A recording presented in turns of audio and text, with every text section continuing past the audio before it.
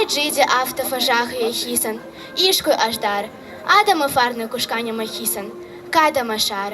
Узбеки, казаки, азербайджанцы и грузины вместе с Осетией отметили День осетинского языка и литературы. На проспекте Мира сегодня состоялся концерт с участием представителей разных национальностей, которые читали бессмертные стихи основоположника осетинской литературы Костахи Тагурова. Не бармен кад ildem мажарик, кавагов факашим маяк, кайжарда не агурикарик, вежарит хихи фандяк. Концерт собрал около 500 человек. Перед жителями города с песнями и танцами выступали звезды осетинской эстрады, творческие коллективы из районов, а также гости из Южной Осетии. Я сначала так боялась, я же никогда на камеру не рассказывала стихи, я только вот, я же модель, и только вот по подиуму там могла, а вот рассказать на камеру, для меня первый раз как-то вот волнительно было. Праздник был учрежден 15 лет назад, в день выхода в свет книги Костахи Тагурова «Ирон Фандыр». Ежегодно в этот день, 15